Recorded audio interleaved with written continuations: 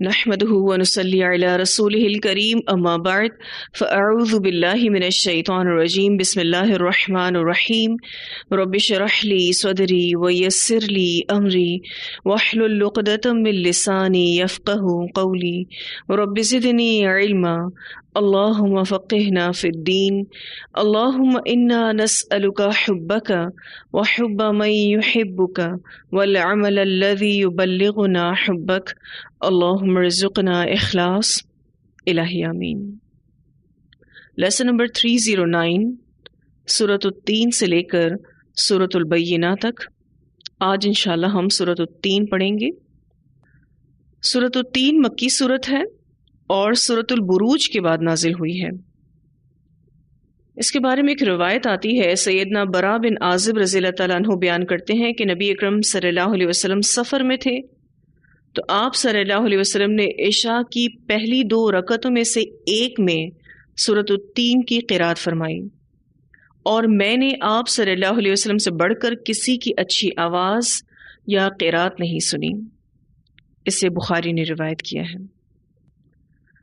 اللہ سبحانہ تعالیٰ فرماتے ہیں والتینی، قسم ہے انجیر کی، والزیتون اور زیتون کی۔ تین بمانہ انجیر کا درخت بھی ہے اور اس کا پھل بھی۔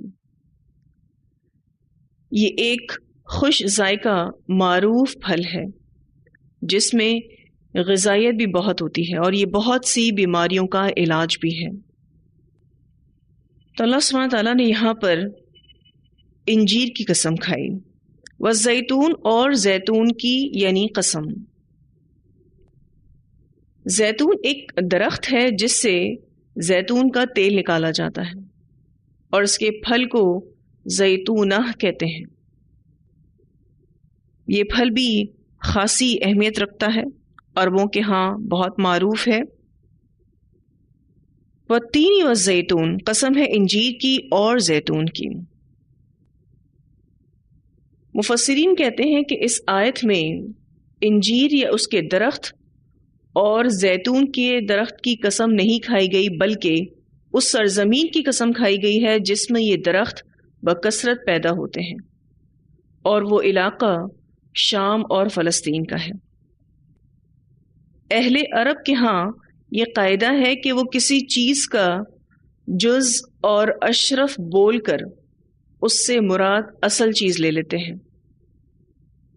اس طرح ان میں یہ بھی دستور ہے کہ وہ کسی علاقے کی مشہور پیداوار کا نام لے کر اس سے وہ علاقہ مراد لیتے ہیں، جیسے کہ وادی نخلا مثال ہے ہمارے سامنے۔ نخلا کھجور کو کہتے ہیں۔ اب چونکہ اس وادی میں کھجور کے بے شمار درخت ہیں، اسی لیے انہوں نے اس وادی کا نام ہی وادی نخلا رکھ دیا۔ تو یہاں پر شام اور فلسطین کے علاقے کی قسم کھائی گئی ہے، اور اس بات کی تائید اس سورت کی اگلی 2 آیات سے بھی ہوتی ہے، کیونکہ آگے اللہ تعالیٰ طور سینین اور شہر مکہ کی قسم کھائیں گے۔ یہ سب مقامات انبیاء کے مولد اور مسکن رہے ہیں۔ وطور سینین، اور طور سینا کی یعنی قسم۔ طور گھنے درخت والے پہاڑ کو کہتے ہیں، اور سینین کو سینا بھی کہا جاتا ہے، جسے قرآن پاک میں مقدس وادی بھی کہا گیا ہے، اور سورۃ القصص میں اس پہاڑ کو فی البقعۃ المبارکہ کہا گیا ہے، یعنی یہ مبارک خطہ ارض ہے۔ یہاں موسیٰ علیہ السلام کو اللہ سبحانہ تعالیٰ نے نبوت عطا کی، اور 2 دفعہ اللہ تعالیٰ نے انہیں اسی پہاڑ پر اپنی ہم کلامی کا شرف عطا کیا۔ آج کل اس کا نام سینا ہے۔ یہ بہت ہی بلند پہاڑ ہے جو مصر سے مدین یا مدین سے مصر جاتے ہوئے راستے میں پڑتا ہے۔ کچھ مفسرین کہتے ہیں طور یا تو پہاڑ کا نام ہے، جیسے کہ کہا جاتا ہے کہ اس پہاڑ کی ایک چوٹی کا نام طور ہے، لیکن کچھ مفسرین کہتے ہیں کہ طور کہتے ہی پہاڑ کو ہے، اسی لیے یہاں پر وطور سینین آیا ہے۔ وَهَذَا الْبَلَدِ الْأَمِينِ، اور اس شہر کی امن والے کی یعنی مکہ کی قسم۔ البلد الامین یعنی مکہ شہر جو بہت ہی امن والا ہے، محترم ہے، اس کی قسم۔ عرب میں ہر جگہ لوٹ مار اور قتل و غارت کا بازار گرم رہتا تھا، بس یہی جگہ تھی جہاں لوگوں کو امن ملتا تھا، اور مکہ کی یہ حرمت آج بھی موجود ہے اور آئندہ بھی قائم رہے گی۔ بدترین جاہلیت کے دور میں بھی یہ شہر امن کا گہوارہ رہا۔ بدترین دشمن کو بھی کوئی مکہ شہر میں پا لیتا تو بھی وہ اسے کچھ نہ کہتا۔ مثلا اگر کوئی اپنے باپ کے قاتل کو مکہ میں پا لیتا تو وہ اسے کچھ نہ کہتا، گو کہ وہ اسے سال ہر سال سے ڈھونڈ رہا ہو۔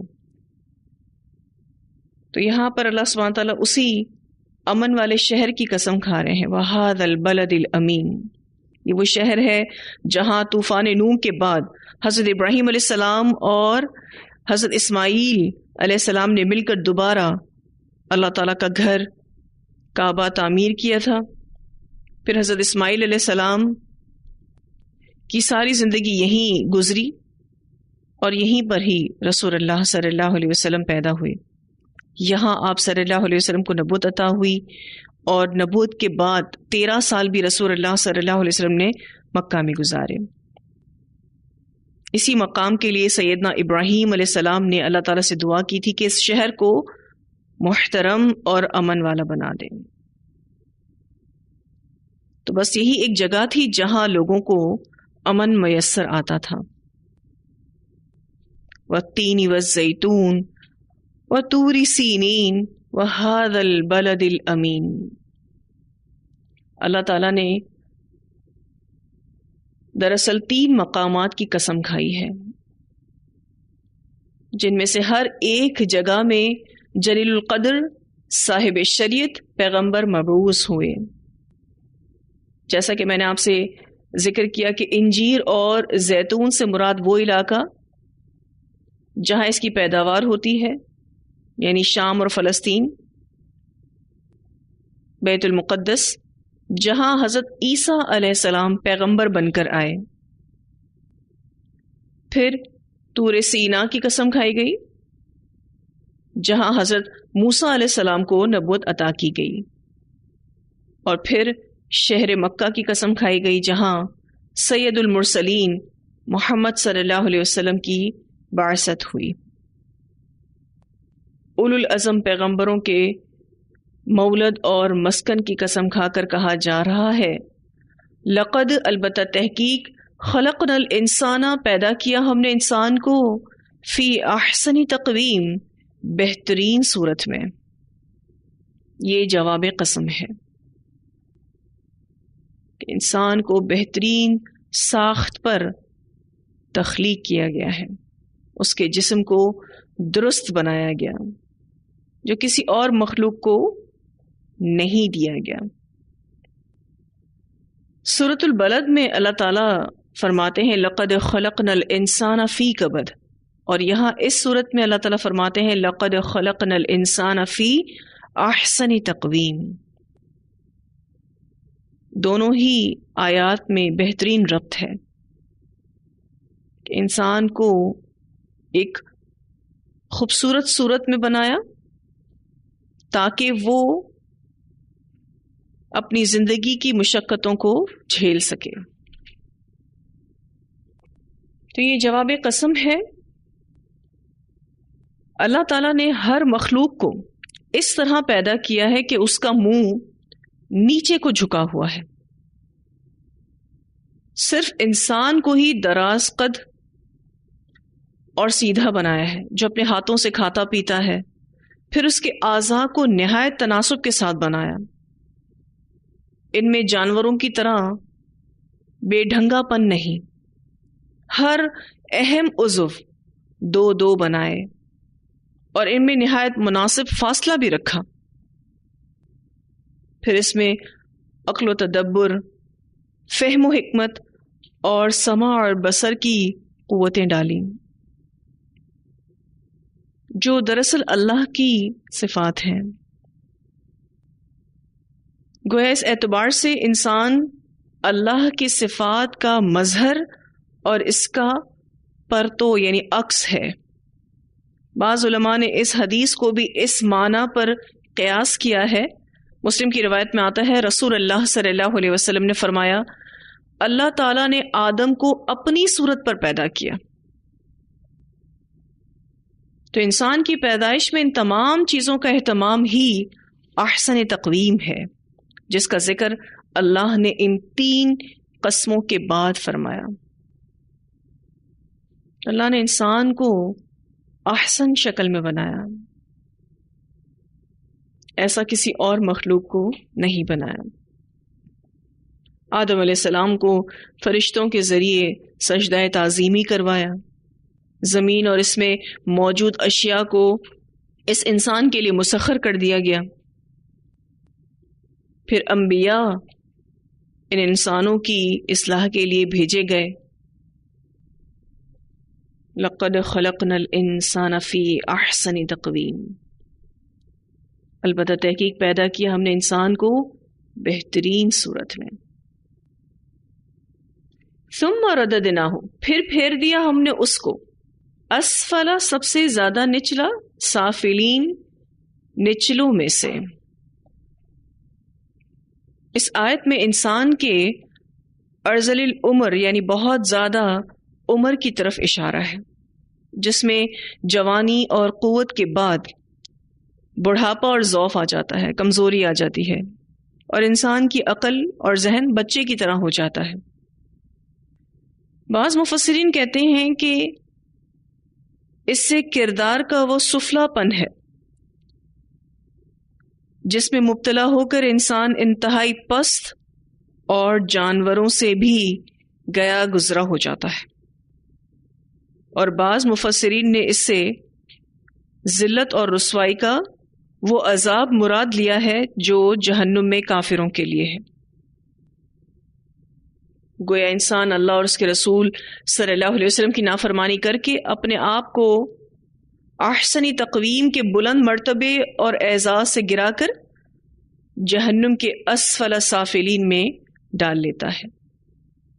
اللہ تعالیٰ نے تو انسان کو احسن شکل میں بنایا، لیکن اس نے اللہ کی اس نعمت کا اور دیگر نعمتوں کا شکر ادا نہ کیا، اور اپنی زندگی لہو اور لعب میں لگا دی، کھیل تماشے میں لگا دی، اور اللہ کی نگاہ میں گر گیا، یہاں تک کہ جہنم میں چلا گیا۔ اگر انسان اپنی ان ذہنی صلاحیتوں اور جسمانی قوتوں کو جو اللہ نے اس کو دی ہیں برائی کے راستے میں استعمال کرے اور اللہ کی نافرمانی اور بغاوت پر اتر آئے، تو انسان جانوروں کی سطح سے بھی نیچے گر جاتا ہے۔ وہ اس طرح کہ اللہ تعالیٰ نے جانوروں کو خیر اور شر کی تمیز نہیں دی، لیکن انسان کو دی ہے۔ پھر انسان اس تمیز کے ہوتے ہوئے بھی اسے استعمال نہ کرے تو پھر یہ جانوروں سے بھی بدتر ٹھہرا۔ بس اوقات تو انسان اخلاقی لحاظ سے اتنی پستی میں جا گرتا ہے کہ اس کا تصور جانوروں میں بھی محال ہے، یعنی جانور بھی ایسے نہیں ہوتے۔ جیسے کہ انسانی معاشرے میں حرص، لالچ، خود غرضی، شہوت پرستی، ظلم، لوٹ مار اور قتل و غارت جیسی کئی برائیاں پائی جاتی ہیں، یہ جانوروں میں کہاں دیکھنے میں آتی ہیں؟ تو اس اعتبار سے انسان تمام مخلوق سے پست اور کمتر بن جاتا ہے۔ اور اسی بات کا ذکر یہاں اس آیت میں ہو رہا ہے. ثم رددناہ اسفل سافلین. انسان کی اکثریت ایسی ہی ہے جو احسن تقویم پر برقرار رہنے کے بجائے اسفل سافلین کی پستی تک جا پہنچتی ہے. پھر انہی قوموں پر اللہ کے عذاب آتے ہیں اور وہ تباہ و برباد ہوتی ہیں. آپ نے قرآن پاک میں اس بات کو کئی بار الحمدللہ پڑھ لیا ہے کہ جب کوئی قوم بہت زیادہ برائی کی طرف چلی جاتی ہے تو اللہ تعالیٰ ان میں انبیاء کو مبعوث فرماتے ہیں اور پھر انبیاء ان کی اصلاح کرتے ہیں. لیکن انبیاء پر ایمان لانے والے لوگ بھی کتنے ہوتے تھے؟ بہت کم. اور اگر ہم یہ بھی دیکھیں کہ انبیاء پر ایمان لانے والے جو کم لوگ ہوتے تھے ان کی نسلیں بھی آگے چل کر شرک میں اور برے اعمال میں مبتلا ہو جاتی. بہت ہی کم لوگ ایسے ہوتے ہیں جو صحیح عقائد پر قائم رہتے ہیں، توحید پر قائم رہتے ہیں اور نیک اعمال بجا لاتے ہیں. اور آپ اس بات کو دوسرے لفظوں میں یوں کہہ سکتے ہیں کہ بہت کم لوگ اس احسن تقویم کا حق ادا کرتے ہیں جس پر اللہ تعالیٰ نے انہیں پیدا کیا ہے. الا الذین، مگر وہ لوگ آمنو جو ایمان لائے، وعملوا الصالحات اور انہوں نے عمل کیے اچھے، فلہم تو ان کے لیے اجر، اجر ہے، غیر ممنون، نہ ختم ہونے والا.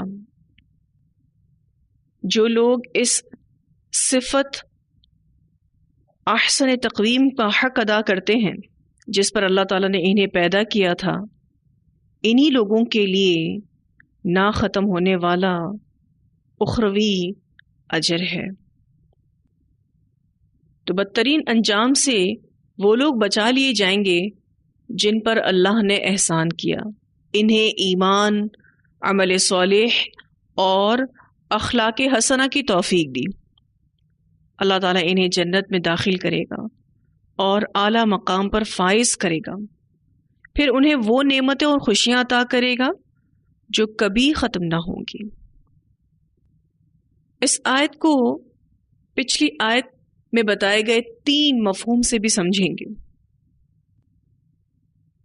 پچھلی آیت کے پہلے مفہوم کے اعتبار سے یہ آیت جملہ مبینہ ہے، یعنی اس میں مومنوں کی کیفیت کو بیان کیا جا رہا ہے. پچھلی آیت کا پہلا مفہوم یہ تھا کہ انسان کے ارذل العمر کی طرف اس میں اشارہ ہے، جس میں جوانی اور قوت کے بعد بڑھاپا اور ضعف آ جاتا ہے. تو اللہ سبحانہ تعالیٰ یہاں اس آیت میں ایمان والوں کی کیفیت کو بیان کر رہے ہیں کہ جو لوگ اس احسن تقویم کا حق ادا کرتے ہیں بے شک وہ بوڑھے ہو کر اس دنیا سے چلے جائیں گے. انہیں دنیا میں جو کچھ ملا ہوا تھا وہ سب دنیا میں ہی رہ جائے گا، لیکن انہیں آخرت میں نہ ختم ہونے والا اجر عطا کیا جائے گا. پھر پچھلی آیت کے دوسرے اور تیسرے مفہوم کے اعتبار سے اس آیت میں اللہ تعالیٰ یہ بتا رہے ہیں کہ اس انجام سے، یعنی اسفل سافلین والے انجام سے مومنین بچے رہیں گے. ابھی جو میں نے آپ سے ذکر کیا کہ یہ جملہ مبینہ ہے، اس کو اگر آپ تھوڑا سا سمجھ لیں تو انشاءاللہ آپ کو پہلے مفہوم والی تفسیر سمجھنے میں آسانی ہوگی. جملہ مبینہ اس جملے کو کہتے ہیں جو پہلے جملے کو کھول کر بیان کرے. اس کو جملہ مفسرہ اور تفسیریہ بھی کہتے ہیں. اس کی ایک مثال اگر میں آپ کو دوں، الکلمۃ علی ثلاثۃ اقسام ہی اسم و فعل و حرف. یعنی کلمے کی 3 اقسام ہیں، ایک اسم، دوسری فعل اور تیسری حرف. یہاں پر پہلا جملہ واضح نہیں تھا. جو پہلا جملہ تھا کہ کلمے کی 3 اقسام ہے، یہ جملہ واضح نہیں تھا، لیکن یہ اسم و فعل و حرف، اس نے اس کو واضح کر دیا. تو یہ جو دوسرا جملہ ہے اسے جملہ مبینہ کہا جاتا ہے. اب جیسے اللہ تعالیٰ فرماتے ہیں ثم رددناہ اسفل سافلین، پھر ہم نے اسے ادنا ترین مخلوق کے درجے میں لوٹا دیا، اسے بوڑھا کر دیا، اسے ضعیف کر دیا. الا الذین آمنوا وعملوا الصالحات، مگر ان لوگوں کے جو ایمان لائے اور نیک عمل کیے. فلہم اجر غیر ممنون، ان کے لیے غیر منقطع اجر ہے.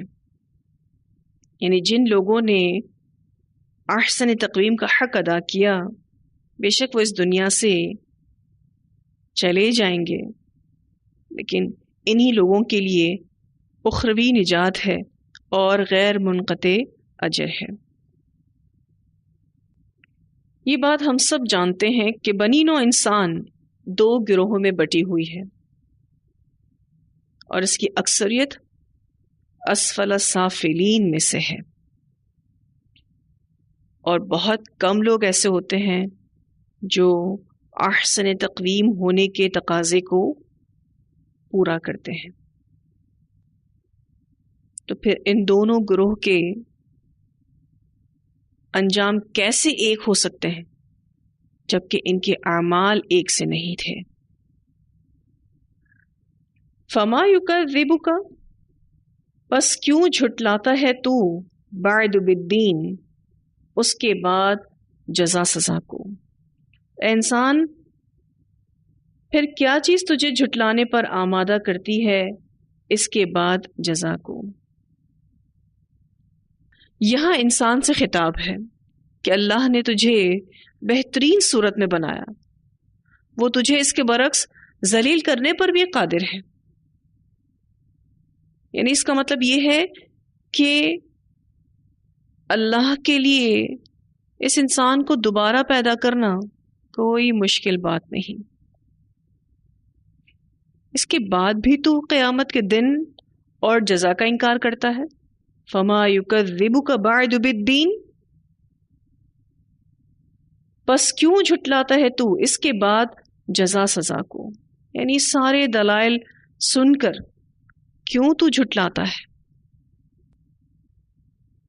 یہ جو فما کا لفظ آیا ہے اس کا ایک معنی تو پس کیوں جو کہ ترجمے میں لکھا ہوا بھی ہے، ایک دوسرا معنی پھر کیا، یعنی اے انسان پھر کیا چیز تجھے جھٹلانے پر آمادہ کرتی ہے اتنے دلائل سننے کے بعد، اتنی نشانیاں دیکھنے کے بعد اس جزا سزا کو.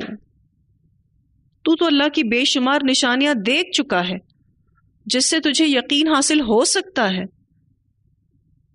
اور تو اللہ تعالیٰ کی بے شمار نعمتوں کو بھی دیکھ چکا ہے، اس کے بعد بھی تو انکار کرتا ہے. الیس اللہ، کیا نہیں ہے اللہ تعالیٰ بِأَحْكَمِ الْحَاكِمِينَ، سب فیصلہ کرنے والوں میں بڑھ کر فیصلہ کرنے والا؟ کیا اللہ سب سے بڑا حاکم نہیں ہے؟ کیا اس کی حکمت تقاضا کرتی ہے کہ مخلوق کو بیکار چھوڑ دیا جائے، اسے کوئی حکم نہ دیا جائے، اسے کسی چیز سے نہ روکا جائے، ان کو ثواب عطا نہ کیا جائے اور نہ ہی عذاب دیا جائے؟ جس انسان کو اتنے اہتمام سے بنایا، کئی مراحل سے اس کو گزارا، اس کو اتنی صلاحیتیں عطا کی، اتنی نعمتیں عطا کی، بہترین طریقے پر اس کی پرورش کی، تو کیا اللہ نے انسان کو بغیر کسی مقصد کے پیدا کر دیا؟ تو ایسا نہیں ہے. اللہ تعالیٰ نے اسے ایک مقصد کے ساتھ پیدا کیا ہے، اور اللہ اس انسان کو اس کے انجام تک ضرور پہنچائے گا، اور انسان کا ٹھکانہ وہی ہے جس کا اس نے ارادہ کیا. جس انسان کو اتنے اہتمام سے بنایا گیا، اس کو کرنا تو یہ چاہیے تھا کہ وہ فرما بردار بنا رہے، شکر گزار بنا رہے، لیکن اس نے اسفل السافلین میں اپنے آپ کو ڈال دیا. تو پھر اچھا کرنے والے اور برا کرنے والے چونکہ اعمال کے اعتبار سے فرق ہے، اسی لیے نتائج کے اعتبار سے بھی ایک نہیں ہو سکتے. اس بات میں انکار کی تو کوئی گنجائش ہی نہیں کہ اچھا عمل کرنے والوں کو اچھا بدلہ ملنا چاہیے، اور جو بھی برا عمل کرنے والا ہے اس کو اس کے اعمال کی پوری پوری سزا ملنی چاہیے۔ دنیاوی اعتبار سے بھی ہم دیکھتے ہیں کہ جو حاکم ہوتا ہے اس کے عدل کا یہ قانون ہوتا ہے کہ جو بھی مجرم ہوگا اس کو سزا ملے گی اور اچھے لوگوں کو انعام دیا جائے گا۔ تو اللہ تعالیٰ تو سب حاکموں سے بڑا حاکم ہے، پھر اس کے ہاں کیسے ناانصافی ہو سکتی ہے؟ یہ بات ضرور ہے کہ یہ دنیا دارالعمل ہے، اس لیے اللہ تعالیٰ گروہوں کا حساب اس دنیا میں فوراً نہیں چکاتا، بلکہ اس حساب کتاب کو، اس جزا سزا کو آخرت کے لیے پوسٹپون کیا گیا ہے، اور اس دنیا کو دارالعمل بنایا گیا اور آخرت کو دارالجزا بنایا گیا ہے۔ البتہ کوئی قوم بہت زیادہ سرکش ہو جاتی ہے تو اللہ تعالیٰ اس کے ظلم سے بچانے کے لیے اس پر عذاب بھیج دیتے ہیں، اسے تباہ و برباد کر دیتے ہیں تاکہ دوسرے لوگ اس سے محفوظ رہیں۔ تو یہاں پر ان آخری دو آیات میں انسان سے خطاب کر کے اسے ڈانٹا جا رہا ہے، فَمَا يُكَذِّبُكَ بَعْدُ بِالدِّينِ أَلَيْسَ اللَّهُ بِأَحْكَمِ الْحَاكِمِينَ۔ یہاں بِأَحْكَمِ الْحَاكِمِينَ کے ساتھ جو با کا صلہ ہے، نفی کے بعد عموماً علامت با کے ترجمے کی ضرورت نہیں ہوتی، اسی لیے آپ دیکھیں یہاں ترجمہ نہیں ہے با کا۔ الیس اللہ بأحکم الحاکمین، کیا اللہ سب حاکموں سے بڑا حاکم نہیں ہے؟ اس بارے میں ایک روایت بھی آتی ہے، سیدنا ابو ہریرہ رضی اللہ عنہ فرماتے ہیں کہ جو شخص یہ سورت پڑھے تو جب الیس اللہ بأحکم الحاکمین پر پہنچے تو اس کے بعد کہے بلا وانا علی ذلک من الشاہدین، کیوں نہیں میں بھی اس کی گواہی دینے والوں میں سے ہوں۔ اسے ترمذی نے روایت کیا ہے۔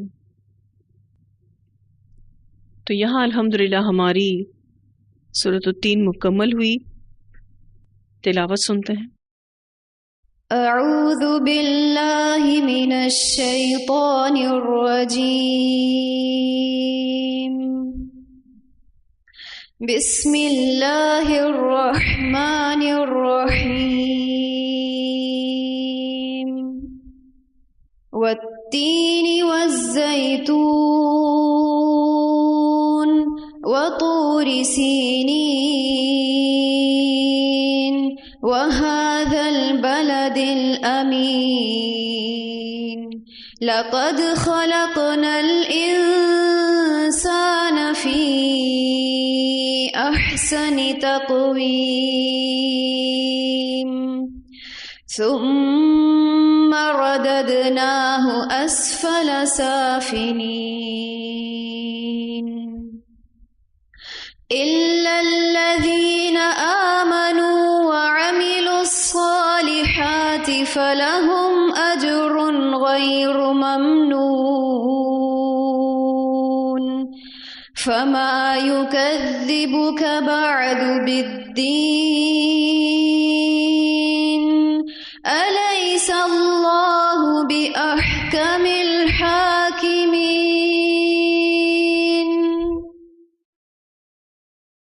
بہت ہی بہترین صورت جس میں اللہ سبحانہ تعالیٰ نے ہم انسانوں کو جو احسن تقویم پر بنایا اس کا ذکر کیا۔ ہم سب نے اس احسن تقویم کا حق ادا کرنے کی کوشش کرنی ہے انشاءاللہ تعالیٰ، تاکہ ہم ایک ایسے اجر تک پہنچے جو کبھی ختم نہیں ہوگا۔ اللہ تعالیٰ ہمیں ان لوگوں میں شامل فرمائے جن کے بارے میں اللہ تعالیٰ فرماتے ہیں الا الذین آمنوا وعملوا الصالحات فلہم اجر غیر ممنون۔ اس صورت کی ایک اور تلاوت سنتے ہیں۔ بسم اللہ الرحمن الرحیم، والتین والزیتون وطور سینین وهذا البلد الأمين لقد خلقنا الإنسان في أحسن تقويم ثم رددناه أسفل سافلين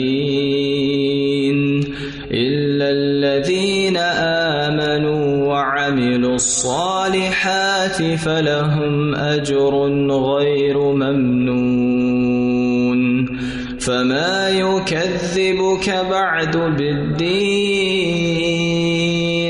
أليس الله بأحكم الحاكمين.